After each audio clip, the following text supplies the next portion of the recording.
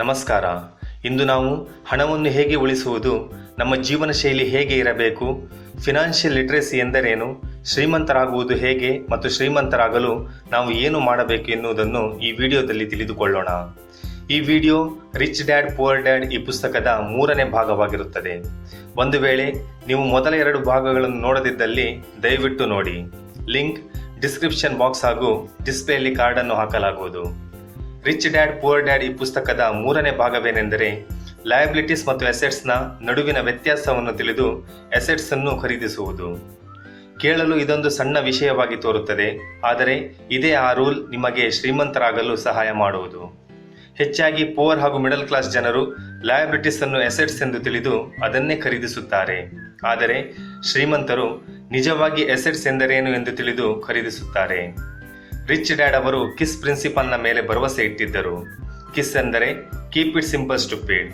Rich dad ಅವರು Robert ಹಾಗೂ ಅವರ ಫ್ರೆಂಡ್ ಮೈಕ್ಗೆ ಇದೇ ಸಿಂಪಲ್ ವಿಷಯವನ್ನು ಕಲಿಸುತ್ತಿದ್ದರು. ನಿಜವಾಗಿಯೂ ಈ ವಿಷಯವು ಇಷ್ಟು ಸಿಂಪಲ್ ಆಗಿದ್ದರೆ ಎಲ್ಲರೂ ಶ್ರೀಮಂತರಾಗುತ್ತಿದ್ದರು ಅಲ್ಲವೇ? ಆದರೆ ಇಲ್ಲಿ ವಿಷಯ ಉಲ್ಟಾ ಇದೆ. ನಿಜವಾಗಿಯೂ ಇದು ಎಷ್ಟು ಸಿಂಪಲ್ ಎಂದರೆ ಯಾರೂ ಕೂಡ ಈ ವಿಷಯದ ಬಗ್ಗೆ ಯೋಚನೆ ಮಾಡಲು ಹೋಗುವುದೇ ಇಲ್ಲ. ಎಲ್ಲರಿಗೂ ಅನಿಸುತ್ತೆ ಅವರಿಗೆ ಅಸೆಟ್ಸ್ ಮತ್ತು ಲಯಬಿಲಿಟೀಸ್ನ ಮಧ್ಯದ ವ್ಯತ್ಯಾಸ ತಿಳಿದಿದೆ ಎಂದು. ಆದರೆ ಅವರಿಗೆ ಲಿಟ್ರಸಿ ಬಗ್ಗೆ ತಿಳಿದಿದೆ, ಫಿನಾನ್ಷಿಯಲ್ ಲಿಟ್ರಸಿ ಬಗ್ಗೆ ಅಲ್ಲ. ಇನ್ಕಮ್ ಸ್ಟೇಟ್ಮೆಂಟ್ ಅನ್ನು ಪ್ರಾಫಿಟ್ ಅಂಡ್ ಲಾಸ್ ಅಕೌಂಟ್ ಎಂದು ತಿಳಿದು ಮುನ್ನಡೆಯಿರಿ.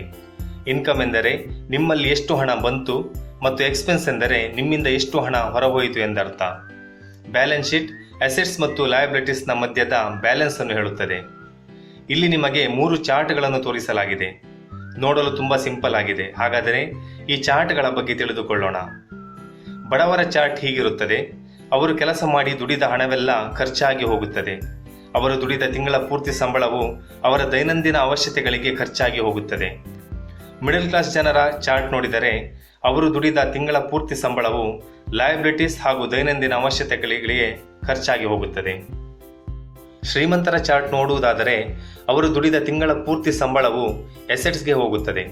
ಅದರಿಂದ ಬರುವ ಇನ್ಕಮ್ನಿಂದ ಅವರು ಲಯಬಿಲಿಟೀಸ್ ಹಾಗೂ ಇತರ ದೈನಂದಿನ ಅವಶ್ಯಕತೆಗಳಿಗೆ ಖರ್ಚು ಮಾಡುತ್ತಾರೆ.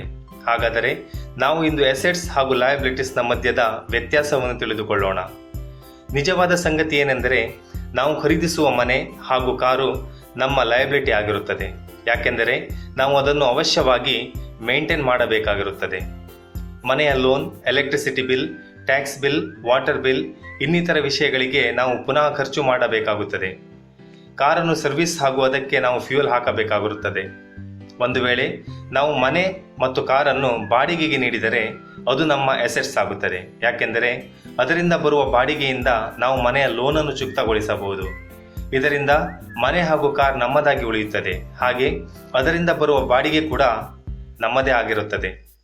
ಹಾಗಾದರೆ ಈಗ ನಿಮಗೆ ಅಸೆಟ್ಸ್ ಹಾಗೂ ಲಯಬಿಲಿಟೀಸ್ನ ಮಧ್ಯದ ವ್ಯತ್ಯಾಸ ತಿಳಿದಿರಬಹುದು.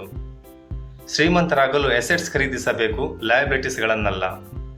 ಶ್ರೀಮಂತರಲ್ಲಿ ಹೆಚ್ಚು ಹಣ ಆಗಲು ಕಾರಣವೇನೆಂದರೆ ಅವರು ಈ ಪ್ರಿನ್ಸಿಪಲ್ನ ಮೇಲೆ ಭರವಸೆ ಇಡುತ್ತಾರೆ.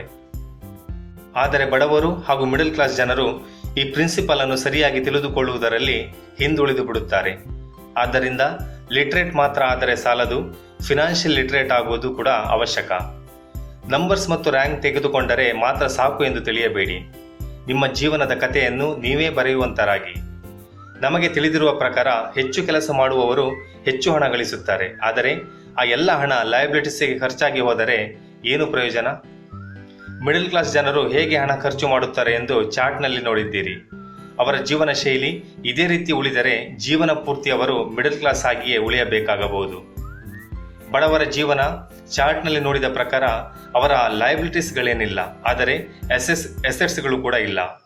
ಅವರು ದುಡಿದ ಸಂಬಳ ಅವರ ದೈನಂದಿನ ಖರ್ಚುಗಳಿಗೆ ಹೋದರೆ ಅವರಲ್ಲಿ ಉಳಿಯುವುದೇನು? ಶ್ರೀಮಂತರು ಅಸೆಟ್ಸ್ ಖರೀದಿಸುತ್ತಾರೆ, ಆದರೆ ಆ ಅಸೆಟ್ಸ್ ಅವರಿಗೆ ಇನ್ನೂ ಹಣವನ್ನು ದುಡಿದು ಕೊಡುತ್ತದೆ. ಹೀಗಾಗಿ ಅವರ ದುಡಿಮೆ 2 ರಿಂದ 4, 4 ರಿಂದ 8 ಆಗಿ ಮುಂದುವರಿಯುತ್ತದೆ. ಹೆಚ್ಚಾಗಿ ಶ್ರೀಮಂತರು ಲೋನ್ನಿಂದ ಒಂದು ಮನೆಯನ್ನು ಖರೀದಿಸಿ ಅದನ್ನು ಬಾಡಿಗೆಗೆ ನೀಡುತ್ತಾರೆ. ಇದರಿಂದ ಅವರು ಮನೆಯ ಲೋನ್ ಅನ್ನು ತೀರಿಸುತ್ತಾರೆ.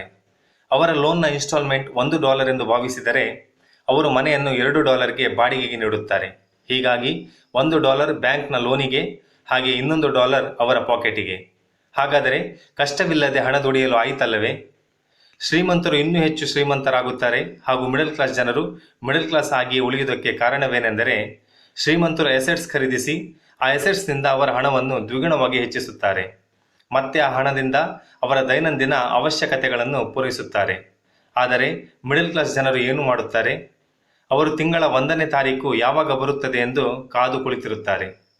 ಅವರ ಸಂಬಳವೆಲ್ಲ ಲಯಬಿಲಿಟೀಸ್ ಹಾಗೂ ಇನ್ನಿತರ ಅವಶ್ಯಕತೆಗಳಿಗೆ ಖರ್ಚು ಮಾಡಿದರೆ ಇನ್ವೆಸ್ಟ್ಮೆಂಟ್ ಮಾಡುವುದು ಹೇಗೆ? ಯಾವಾಗ ಅವರ ಸಂಬಳ ಹೆಚ್ಚುತ್ತದೆಯೋ ಆವಾಗ ಅವರ ಅವಶ್ಯಕತೆಗಳು ಕೂಡ ಹೆಚ್ಚಾಗುತ್ತದೆ. ಹೀಗೆ ರ್ಯಾಟ್ ರೇಸ್ ನಡೆಯುತ್ತಿರುತ್ತದೆ. ಈ ಪುಸ್ತಕದ ಉಳಿದ ವಿಷಯಗಳನ್ನು ಮುಂದಿನ ವಿಡಿಯೋದಲ್ಲಿ ನೋಡೋಣ. ಈ ಪುಸ್ತಕದ ಖರೀದಿಗೆ ಡಿಸ್ಕ್ರಿಪ್ಷನ್ ಬಾಕ್ಸ್ನಲ್ಲಿ ಇರುವ ಲಿಂಕ್ ಅನ್ನು ಉಪಯೋಗಿಸಿ. ಈ ವಿಡಿಯೋ ನೀವು ಕೊಂಕಣಿ ಆಡಿಯೋ ಚಾನೆಲ್ನಲ್ಲಿ ಕೊಂಕಣಿಯಲ್ಲಿ ನೋಡಬಹುದು. ಈ ವಿಡಿಯೋ ಬಗೆಗಿನ ನಿಮ್ಮ ಅನಿಸಿಕೆಗಳನ್ನು ನಮಗೆ ಕಮೆಂಟ್ ಮಾಡಿ ತಿಳಿಸಬಹುದು. ವಿಡಿಯೋದಿಂದ ನಿಮಗೇನಾದರೂ ಕಲಿಯಲು ಸಿಕ್ಕಿದ್ದಲ್ಲಿ ವಿಡಿಯೋ ಲೈಕ್ ಮಾಡಿ. ಹಾಗೆ ಚಾನೆಲ್ ಸಬ್ಸ್ಕ್ರೈಬ್ ಮಾಡಲು ಹಾಗೂ ಮುಂದಿನ ವಿಡಿಯೋದ ನೋಟಿಫಿಕೇಷನ್ಗಾಗಿ ಬೆಲ್ ಐಕಾನ್ ಪ್ರೆಸ್ ಮಾಡಲು ಮರೆಯದಿರಿ. ಧನ್ಯವಾದಗಳು.